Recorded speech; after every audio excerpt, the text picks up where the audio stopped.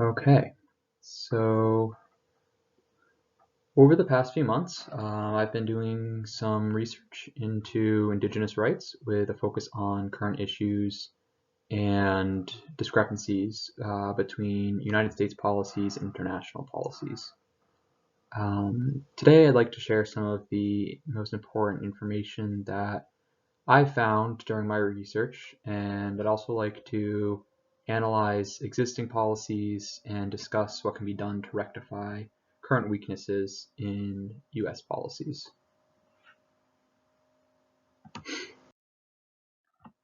Before I start presenting the information, I'd like to preface this presentation by saying that I'm not personally affiliated with any tribes.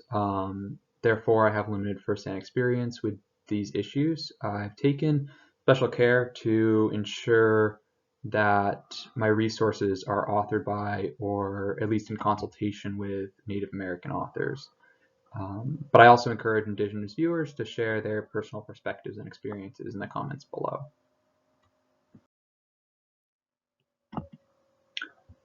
All right, so to start things off, I'd like to delve into land rights.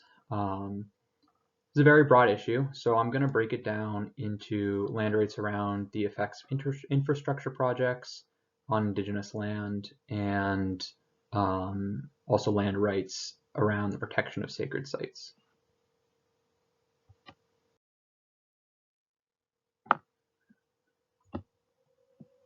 So with infrastructure projects and their impact on Indigenous land, these issues have become a lot more public in recent years due to the infringements that have been happening during approval and construction of pipelines.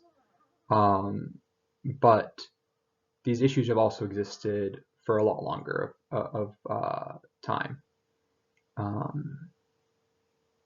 Some historic policies that are sort of related to this are things around tribal land ownership. So when there were things like forced relocation and creations of reservations and the Dawes Act, which broke up tribal lands and distributed it to tribal members, but also at the same time sold off nearly 100 million acres of tribal land to non-Indigenous people. Policies like that effectively took Indigenous people off of their historically occupied land, or at least moved them to a portion of it. So the implications of that are that today, Indigenous people don't always have ownership over the historic sites and the sacred sites that are of importance to them. Nevertheless, these sites are still protected by land rights. They still have a right to access, to use, and to protect these parts of their culture. When it comes to these infrastructure projects, one of the most commonly stated concerns that tribes have expressed is the potential for contamination of water sources. And this is a risk which would exacerbate already abysmal reservation water conditions. I'll discuss that a little bit later on, but it's definitely relevant to infrastructure projects such as pipelines. There are also concerns around general destruction of their environment, and that sort of goes back to the Indigenous connection with the land, which is such a strong connection that it's that a lot of tribal codes actually include the duty to protect as a core tenet of being part of the tribe. Okay, so when we start talking about sacred sites, the duty to protect becomes even more important when sacred sites are at risk, which has not been particularly uncommon in the history of land rights violations in the United States. In Ling versus the Northwest Indian Cemetery Protective Association, the U.S. Forest Service was allowed to build a road through what the Yurok, Karuk, and Talowa tribes considered to be the most sacred sites. And when the court ruled on this, they determined that it was acceptable to destroy these tribes' abilities to practice their religions. They called it they called this only decreased spiritual fulfillment. And they essentially said that destruction of religions was completely legal so long as there were no direct criminal sanctions on the practitioners. In the Navajo Nation versus the United States Forest Service, there wasn't quite the same level of destruction that was seen in the Ling case, but instead this was a challenge against the use of human waste to create artificial snow on the San Francisco peaks. Now, to the Navajo Nation, the San Francisco peaks are the holiest of shrines. And even though there wasn't the same level of destruction as in Ling, the Navajo Nation Tribal Code essentially calls individuals to maintain the purity of these peaks. And so spreading human waste on them is very much impeding on the ability of these people to continue their culture. And this is also significant because this is not a necessary action providing any substantial benefit to the government or other groups. It would have been equally possible to create artificial snow from material other than human waste. And when we start looking at the issue of sacred sites in land right cases related to recent pipeline projects, we can look at things around both the Keystone Pipeline and the Dakota Access Pipeline. The Keystone Pipeline disrupted the Black Hills, which are pictured here on the right, and the Dakota Access Pipeline interfered with the Missouri River and Lake Oahe, and all of those locations have spiritual importance to tribes. The Black Hills already have a terrible history around respecting Indigenous land rights. They're important to the Lakota people, and the Lakota were forcefully removed when white people discovered gold on the land. And at the time, the Lakota had legal right to that land. Afterwards, the government confiscated that land, which violated a treaty, and then proceeded to create Mount Rushmore in the Black Hills, which is especially ironic when you consider that they are memorializing white authorities in an Indigenous sacred site. A lot of these cases are centered around the United States implementation of religious freedom policies. And when we examine how courts have interpreted these policies, there's been a routine failure to honor Indigenous spiritual connections to land. And that's reflective of a larger issue of a lack of respect for Indigenous religions. Throughout history, you can see in cases that policies that were used that were not upheld in support of Indigenous religions have then been reversed in order to support non-Indigenous religions. One such example is there were Indigenous people that were prevented from using peyote in ceremonies, but then when a Christian sect challenged the Controlled Substance Act for use of hallucinogenic tea, they won that case.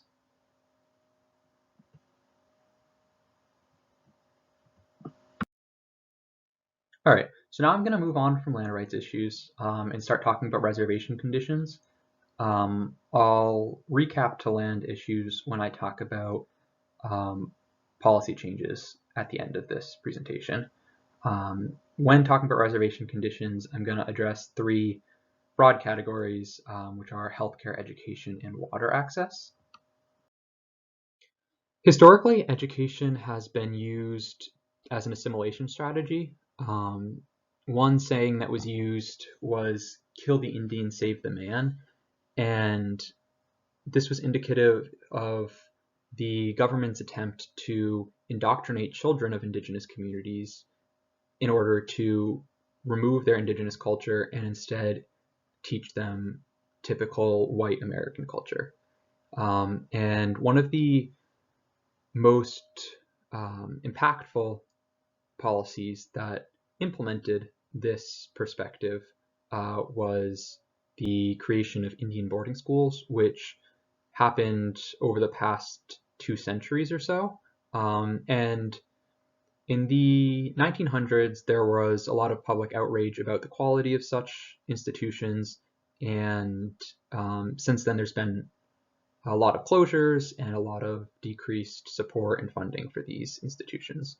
But here at the bottom, you can see a little plaque commemorating the victims of these schools for the trauma that they had to endure while attending these schools. And that included things such as physical, spiritual, emotional, and sexual abuse. These schools have had continuing impacts on Indigenous communities through generational trauma. It's responsible for addiction, difficulties in parenting, child abuse, and other problems in Indigenous communities today.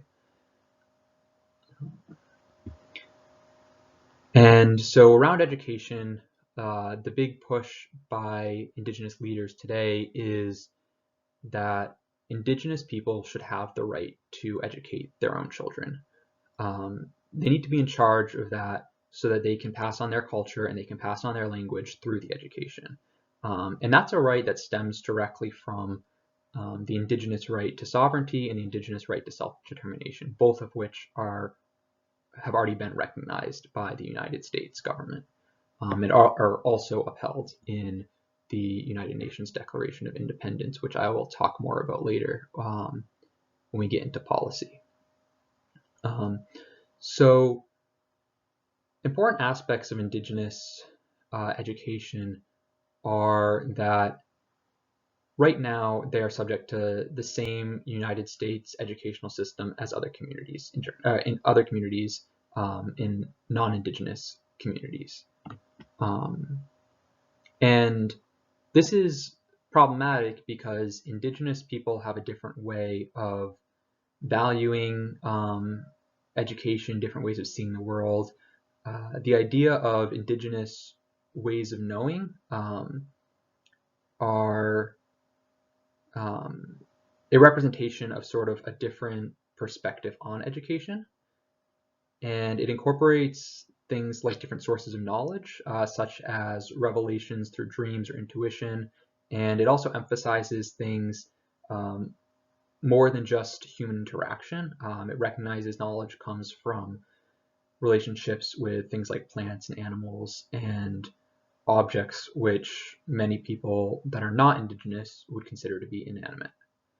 And then Native values in education implement these ideas and also affirm the importance of values such as tribal identity and collective support of each other.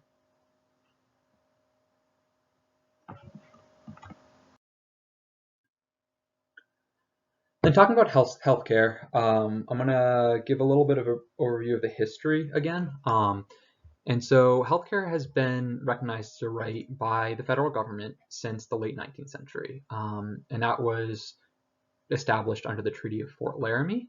And then in the mid-20th century, federal law expanded that right and created the Indian Health Service. And it essentially created the Indian Health Service to be responsible for ensuring the best possible health to Native Americans. And federal law was supposed to make sure that all necessary resources were made available to that end. And although the Indian Health Service operates nearly 50 hospitals and more than 200 clinics actually, accessibility is a huge issue, mainly due to insufficient budget for the Indian Health Service. The biggest implication of that is the ability for the Indian Health Service to appropriately employ professionals, and that's because they can't offer competitive salaries. And essentially that results in the IHS contracting out a lot of especially medical specialists, which further strains the budget. And With the tight budget and the limited staff, the IHS essentially suffers from decreased care quality. And the decreased care quality in part comes from a need to prioritize certain treatments over others because they just couldn't handle all of the medical needs of their communities. And so when I was doing research, I was reading about people dying from delayed life-saving treatments. I was reading about failures to perform like standard diagnoses procedures, which also resulted in death. I read about babies being born on bathroom floors and sanitation equipment that was broken but went unreplaced. In one hospital, these conditions got so bad that the government closed down the facility, and for 7 months, the people in that community just didn't have a medical facility that was accessible to them. And during that time, several tribe members died. Several babies were born in ambulances because the nearest clinics were too far away. So all around, the hospital conditions of Indian Health Service institutions are absolutely abysmal. There's also a problem where many preventable conditions are not being addressed adequately or being identified early enough because there's limited resources and limited staffing. And that has consequences on the future of those people's health and the future strain being put on the Indian Health Service system.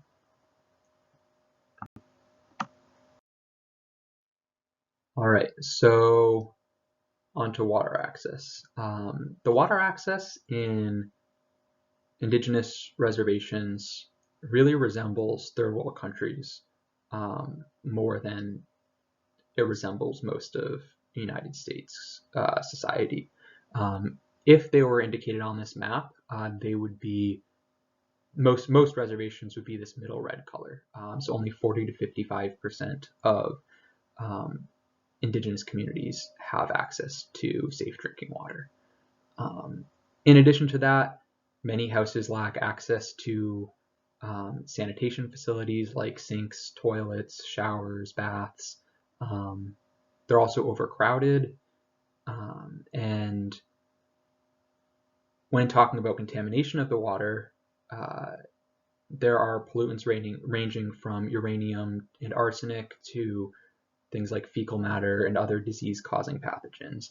And alarmingly, there have been cases where the federal government has been aware of this contamination and has failed to even let the tribe know that there is contamination, never mind addressing it. They haven't even given the tribes the right to know about the contamination. And when it comes to regulating this contamination and protecting tribal water sources, federal policy typically considers tribes as states for the purpose of water right purposes. But they also impose strict criteria for tribes being able to implement policies like the Clean Water Act and the Safe Drinking Water Act. One such criterion is that any body of water that tribes wish to regulate has to be located entirely on their reservation. And so that excludes things like rivers that run through the reservation or lakes that are on the border of reservations, and really limits the ability of tribes to impose stricter water quality benchmarks than surrounding communities. And that is often necessary when you are trying to regulate water for a community that doesn't have access to standard sanitation facilities. Then, in addition to that, the federal government also doesn't treat tribes as equals to states when they are looking at funding. When you compare this funding of Indian reservations to the funding of the least funded state on the topic of water sanitation funds, the federal government only devotes 1/3 of the budget of that state to Indian reservations throughout the country. And what's even more extreme is that the federal government spends more than 100 times its indigenous water safety budget on international water quality development.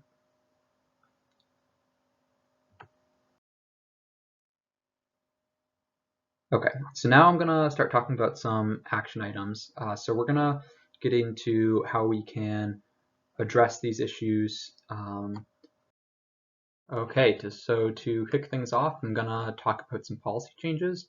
I'll give a bit of an overview of the United Nations Declaration on the Rights of Indigenous People. This is the document that I use to sort of determine international standards for Indigenous rights. The document was approved by the United Nations in 2007, although the United States voted in opposition of it, and it took 3 years, I think, before they said that they would lend their support to the declaration.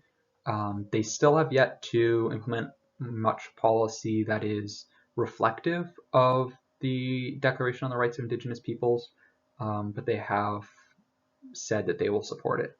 So in relation to the issues that I've covered so far, Articles 12, 14, 19, 29, 32, and 37 are most relevant. Article 12 is about the protection of and access to religious cultural sites, so that can come into play with things like religious land right claims. The 14th article is about Indigenous rights to education. It affirms that this is a core aspect of sovereignty and self-determination, and that Indigenous people should be in charge of educating their own youth. Article 19 calls for free, prior, and informed consent before government adoption or implementation of any policy that impacts tribes. This is seen as the cornerstone of the Declaration on the Rights of Indigenous People, so I will discuss it in more depth shortly. Articles 29 and 32 are about land rights. 29 discusses conservation, and 32 is about land use and approval of projects that affects Indigenous land use. Article 37 calls for recognition and enforcement of historic treaties and constructive agreements. So that again is important for affirming things such as land use claims, but also things such as realizing better reservation conditions around healthcare and around education and whatnot. So next, I would like to get a little bit more into the free, prior, and informed consent. Right now, policies in the US are built around consultation instead of consent. The United Nations Declaration calls for consent instead, specifically free, prior, and informed consent, which empowers tribes in their ability to protect their own rights, and it also affirms core rights such as sovereignty and self-determination. The current policies outlining consultation in the United States are things like Executive Order 13,007, Executive Order 17,175, and the National Historic Preservation Act. And so those all call for consultation with Indigenous peoples prior to agency action. But in their implementation, they have proven quite ineffective because agencies will just view this consultation as a procedural step without any obligation to follow through. Conversely, free, prior, and informed consent ensures that tribes have power over relevant actions due to the prior and consent parts.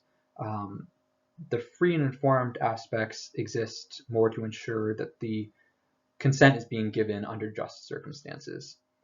And implementing a similar policy in the United States can help the United States transition to a partnership with tribes that will help promote their best interests rather than a one-sided relationship where all of the power is with the United States dominating over tribal freedom and rights. And then I've included this little infographic given by the Pueblo Action Alliance. that sort of goes into what free, prior, and informed consent means and discusses it in a little bit more depth. I encourage you to read it over. You can pause the video if necessary. And in the meantime, I will start talking about Indian law. And so theoretically, Indian law jurisprudence should implement the Indian law canons of construction. And these call for courts to have generous interpretations of policies when they're applying them to Native Americans. In my research, I've seen everything but that, especially when contrasting religious freedom applications of the policies to Indigenous people and the policies to Christian practitioners. And in order for any of these policies that I'm talking about to be legally effective and enforceable in courts, the legal system has to reverse its historic trends of anti-Indian discrimination. This also includes things like incorporating Indigenous perspectives into legal interpretations. And then so the last thing that I'll talk about with regard to policy change is the need to support Native American economies. Currently, economic conditions very much impede efforts to improve reservation conditions independent from government funding. So when there's not enough government support for these improvements, tribes are left to support themselves. But right now, federal policies are responsible for a lot of Indigenous poverty, which makes that very hard.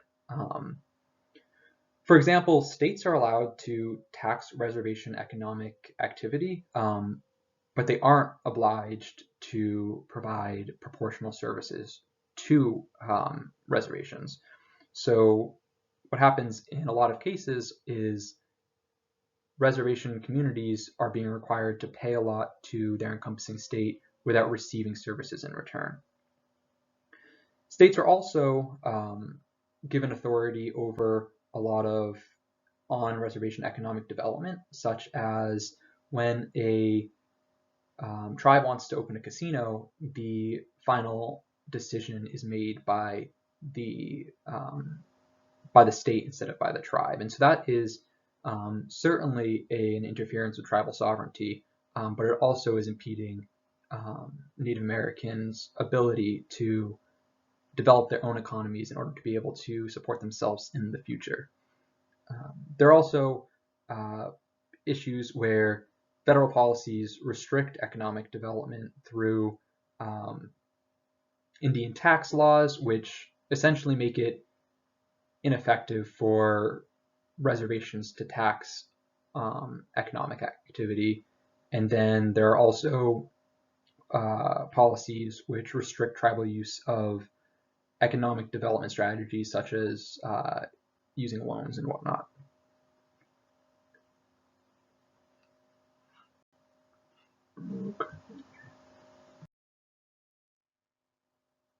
So next I'm going to talk a little bit about individual action items for social workers. So when it comes to policy, social workers have a role to play in policymaking.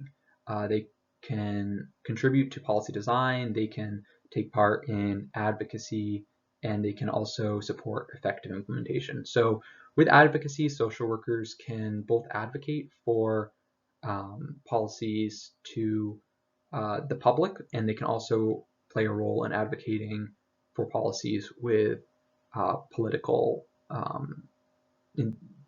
authorities which are responsible for passing new policies. When it comes to implementation, social workers can ensure that implementation is effective, both in their participation in policy design and also in carrying out actual implementation. When social workers are working with Indigenous populations, they should affirm Native values and belief systems through a strengths-based and a target-centered approach. They should also be mindful of things like Native ways of knowing and Indigenous sovereignty. Being mindful of all these things and implementing a strengths-based and target-centered approach will not only be imperative to supporting Indigenous rights, it's also useful for ensuring that social workers are putting their effort and their resources to use as effectively and efficiently as possible. Social workers also have a role to play in community revitalization. And so when I talk about that, I'm talking about in addressing some of the issues like the reservation conditions. And so as changes start to happen in those areas, social workers will need to fulfill duties ranging from things like education and healthcare social work to assisting families transitioning to employment. And Indigenous workers are going to also have to continue working with Indigenous communities on issues that are already of importance. And so there are many issues that Indigenous people face at higher rates than other parts of the American population. So social workers working with Indigenous people are going to need to be mindful of these issues. And so some of these issues are things like addiction and foster care, higher rates of suicide, historical trauma, and then also the epidemic of missing and murdered Indigenous women and girls.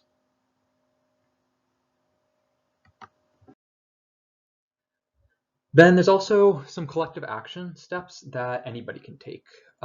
And so the first thing that I think is incredibly important is amplifying Indigenous voices. And so an excellent way and very easy way to do that is you can broaden the reach of Indigenous activists, Indigenous leaders, Indigenous spokespeople online through things like social media. It's also important to take time to educate yourself so that you're not relying on Indigenous people to educate you for you. And so you can do that through, again, exposing yourself to Indigenous voices. You can do that through reading books about Indigenous history and Indigenous policy, Indigenous ways of life. And then you can also do research. I know that I've learned a lot during this project.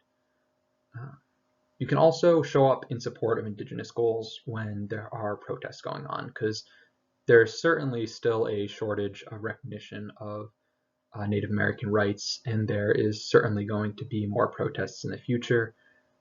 Over the past few years, it's already been shown as quite effective, and increased public support can minimize some of the brutality experienced by Indigenous protesters in the past, such as during the Standing Rock protests. It's important, though, that when you are joining Indigenous causes, you are recognizing their priorities and understanding their ideas of tribal sovereignty.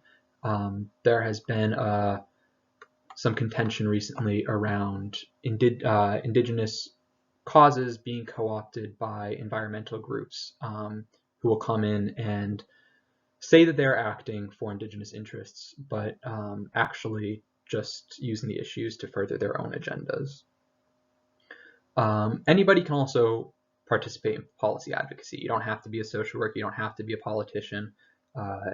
When there are legislative bodies that are considering new policies, you can research how they'll affect Indigenous peoples. You can research what Indigenous people are saying about it. And then you can use that knowledge to put pressure on your representatives into affirming Indigenous rights. So whether it's a policy that's going against Indigenous rights, you can tell your representatives not to support it, or if it is affirming Indigenous rights, you should urge them to support it. So next, I wanted to do a little bit of a question and answer. Here are a few questions that I came up with. And so first one, what is the best next step for Indigenous rights policy in the United States?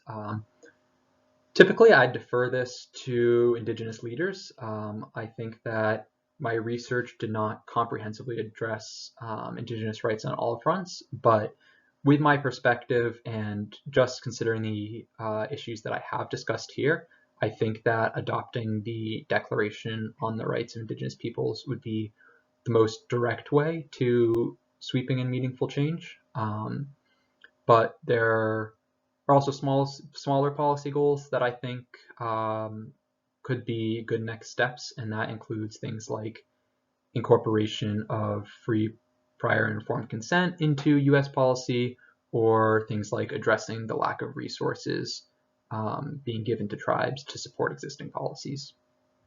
Second question, are there any resources you recommend for learning about Indigenous history or experiences? So these two books that I've put here, How We Go Home by Sarah Sinclair and Skyscrapers Hide the Heavens by J.R. Miller, were two of my favorite resources before starting this project. I know that they both helped me understand the new knowledge that I learned while doing research. Then there are also some Instagram accounts that I know I found effective in teaching me about current Indigenous events and understanding Indigenous perspectives on these struggles. And so the two that I'll recommend are Rise Indigenous and Ceding Sovereignty. And yeah, so those are just excellent ways to stay up to date with Indigenous issues and perspectives. And then third one, what was the most surprising thing you learned while doing research? So this one took a little bit of thought for me. This is a tough question because I did learn a whole bunch of new information in my research.